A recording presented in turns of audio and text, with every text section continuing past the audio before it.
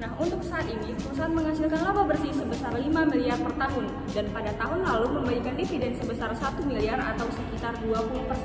Nah, grafik berikut menunjukkan tren kenaikan laba bersih perusahaan dari tahun 2022 hingga 2024 yang memperkuat alasan kami untuk mempertimbangkan kebijakan penahanan laba.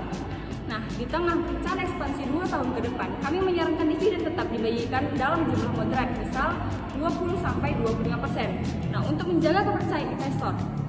Nah, grafik ini menunjukkan tingkat dividen payout ratio atau DPR perusahaan yang relatif rendah, memberi ruang fleksibilitas. Nah, dengan demikian, sebagian besar laba bisa dialokasikan sebagai sumber pembiayaan internal. Struktur modal saat ini terdiri dari 67% ekuitas dan 33% utang.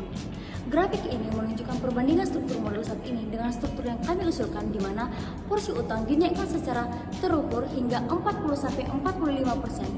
Tujuannya adalah untuk menurunkan WACC atau biaya modal rata-rata tertimbang sekaligus meningkatkan efisiensi pendanaan.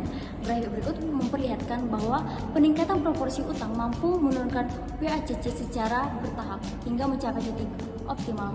Namun, kami tetap memperhatikan kapasitas arus kas dan profil risiko agar struktur modal tetap sehat.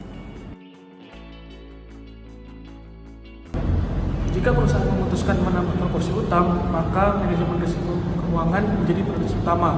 Kami menyarankan penggunaan utang jangka panjang dengan bunga tetap, menjaga interest coverage ratio tetap tinggi, dan melakukan stress test keuangan secara berkala. Langkah-langkah ini akan menjaga stabilitas keuangan sekaligus memanfaatkan utang sebagai leverage. Ada 5 indikator utama yang harus dipantau secara berkala. Yang pertama itu return on equity, untuk memastikan peningkatan yang berdampak positif terhadap laba pemegang saham.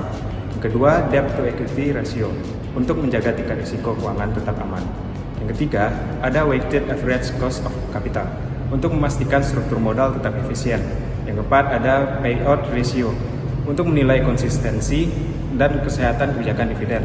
Yang kelima, ada free cash flow, untuk mengevaluasi kapasitas pendanaan internal.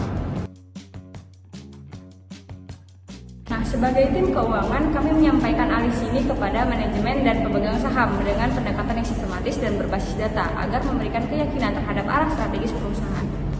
Grafik berikut menunjukkan simulasi WACC terhadap proporsi utang yang menjadi dasar kami dalam mengusulkan struktur modal baru. Lalu grafik ini menunjukkan perbandingan ROI dari 3 proyek ekspansi terhadap WACC yang memperlihatkan bahwa proyek A dan B sangat layak dijalankan. Kami juga menampilkan proyeksi arus kas 5 tahun ke depan yang menunjukkan peningkatan signifikan pada arus kas operasi dan bersih setelah ekspansi. Data ini mendukung keberlanjutan strategi pertumbuhan perusahaan. Dengan penyampaian yang visual, terukur, dan berbasis data, kami ingin meyakinkan bahwa kebijakan ini tidak hanya rasional, tapi juga selaras dengan tujuan jangka panjang perusahaan untuk menciptakan nilai bagi investor. Itulah pemaparan kami mengenai kebijakan dividen dan struktur modal untuk mendukung ekspansi jangka panjang perusahaan. Kami percaya bahwa dengan kombinasi strategi yang seimbang antara kehati-hatian dan ambisi, perusahaan akan terus meningkatkan nilai dan daya saingnya di pasar. Terima kasih atas perhatian Anda.